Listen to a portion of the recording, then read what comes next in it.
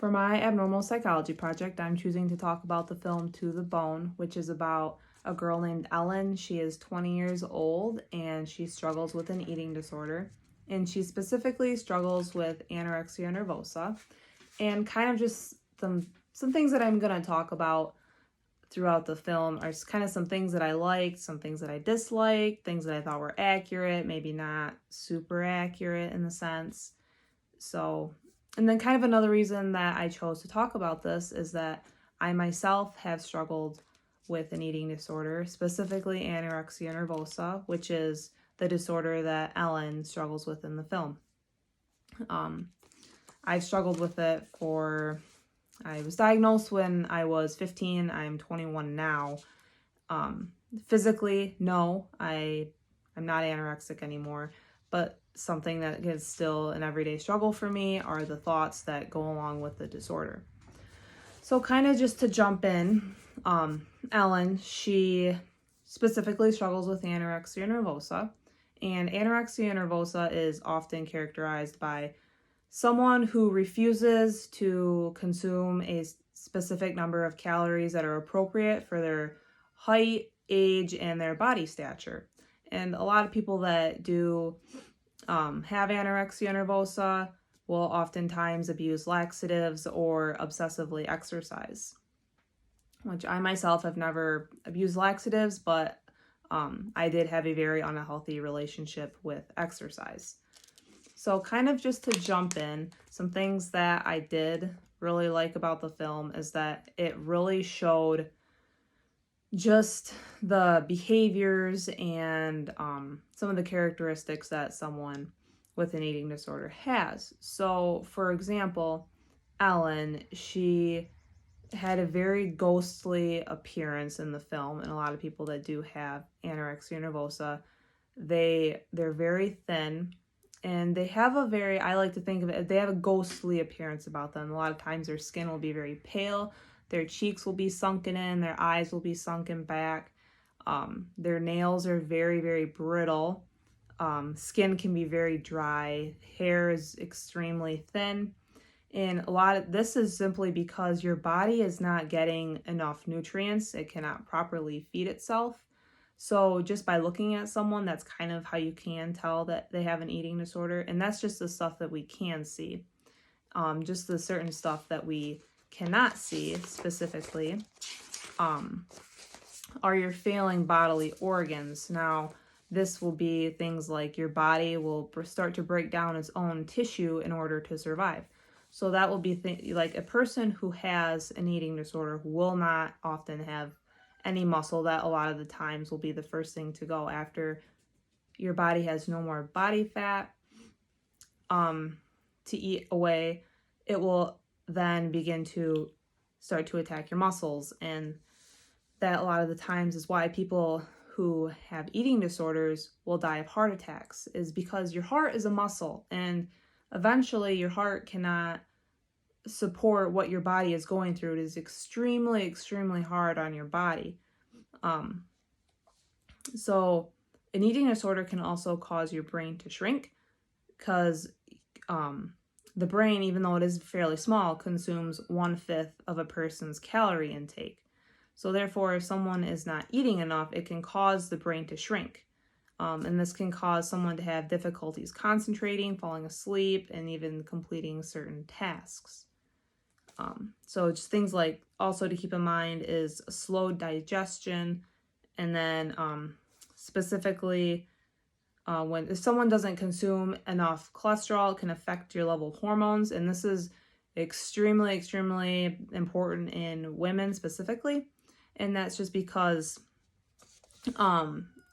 for a lot of women, they'll develop something, I believe it is pronounced amenorrhea, and that is the absence of a normal period. And of course, we know that later down the road, that can cause a lot of other detrimental issues. So some other things that I did like about the film is that it showed a side of family dysfunction. So for example, her mother in the film was not very helpful at all. At one point, she makes her a hamburger cake, and then on the top of it, it says, "Eat me," in all caps with an exclamation point.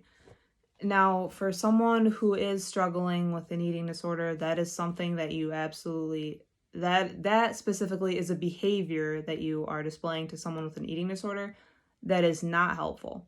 You might think that you're being funny or being silly, but I know from my own experiences and other people trying to help me, that's not helpful at all. That is the exact opposite of helpful. That is more hurtful than helpful. A lot of the times, it just makes you more mad, and that makes you have a greater refusal to eat. Specifically because it is a cake, and if you have an eating disorder, why would you want to eat a cake? So specifically if you have anorexia nervosa.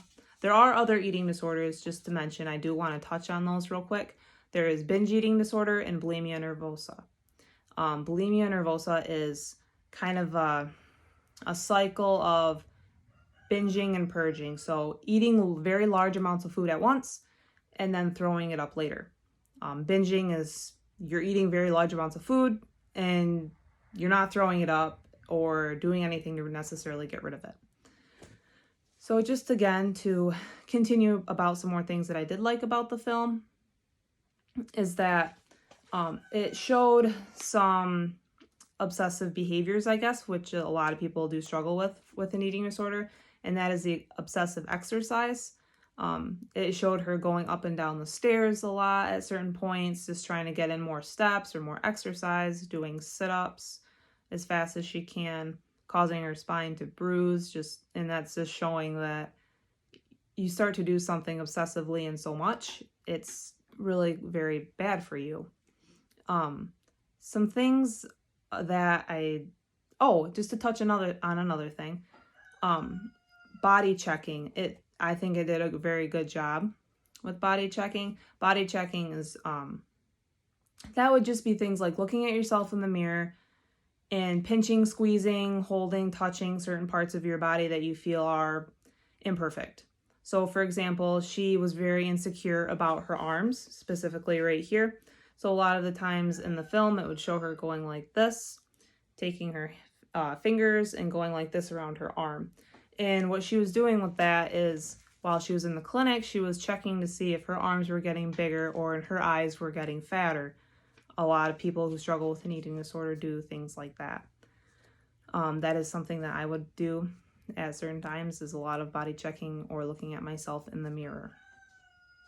And then just some other things to touch on with the film is that I guess we can go in to talk about some things that I maybe didn't quite like about the film, and that would kind of just be, I don't really think it did a good job of showing us what a realistic recovery center is.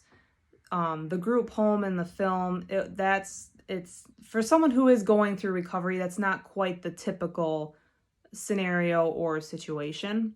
Kind of more abnormal. I went through more of a hospital / medical type of environment, and I think in the film it was more of a find it within yourself to find recovery, rather than having other people help and push you along the way, which I think when you are so deep and you're been struggling for so long, you kind of really have to rip the Band-Aid off, so to speak, instead of just dipping your toes in the water and taking it very slow. Sometimes you gotta just take that initial plunge. And in the film, it showed them all sitting around a dinner table, and they were allowed to take their own food in the amounts that they wanted. And I don't think I necessarily agreed with that per se, because when you are recovering from anorexia nervosa, you really have to you have to rip the Band-Aid off. You have to go all in, really fully commit yourself to recovery. And in the film, it showed her taking just little bits and pieces of food at a time. I think when you approach recovery like that, it's going to be so slow that you're either going to be years and years and years and years of recovery, or you might not ever recover. And for someone who needs to recover, that's not really an approach that I think that you should use. And then something else that I think wasn't necessarily helpful is that when you have all those people sitting around a dinner table, a lot of the times eating disorders will feed off of each other. So if you yourself might be doing good in recovery, you might be having not a super hard time with it, but the person next to you is having a really hard time. So, they might only take little scoops of food instead of healthy and proportional amounts that a person needs for their body. The person who sees that, it might trigger their eating disorder to think, oh, well, if they're only eating that much, maybe I should only be eating this much. And it can cause kind of that domino effect within other people.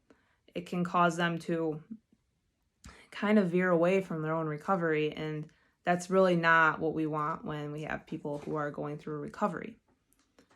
So overall, I liked the film. I guess another thing to touch on that I didn't really like is that, of course, for the film, you have to be, when you are playing as someone who has anorexia nervosa, you of course are extremely thin. I don't necessarily agree with having an actor or actress losing extreme amounts of weight like that for a film, but again, I think it was very informational and very helpful, and I think that it was a newer film too. I believe it came out in 2017. So it really did show, it had a lot of good aspects. Overall, it was good. It was more good than bad. It was, as someone myself who struggled with this, anorexia nervosa, I liked it. I thought that it showed a lot of behaviors that people with eating disorders do struggle with. And I thought overall that it was very, very informative. So overall, that was my abnormal psychology project and kind of my overall view and things I liked and disliked about the film. And something that I did, having gone through this myself, before I did go through my eating disorder, I really overall did not, I'm not going to lie, I thought people who struggled with mental illnesses in general, or I guess were crazy, you could say. So I thought, like, when I was diagnosed, I kind of immediately thought, those types of things don't happen to me. I'm just a regular 15-year-old girl in high school. That kind of stuff doesn't happen to me. And that is absolutely not true. Mental illnesses don't discriminate against age, weight, gender, ethnicity, sociocultural statuses, socioeconomic statuses, things in that nature. It could be anybody. So I guess I definitely have a more open-minded and approach to people who have mental illnesses. I feel very understanding and empathetic towards them just because I have struggled with this myself. And overall, that is my project.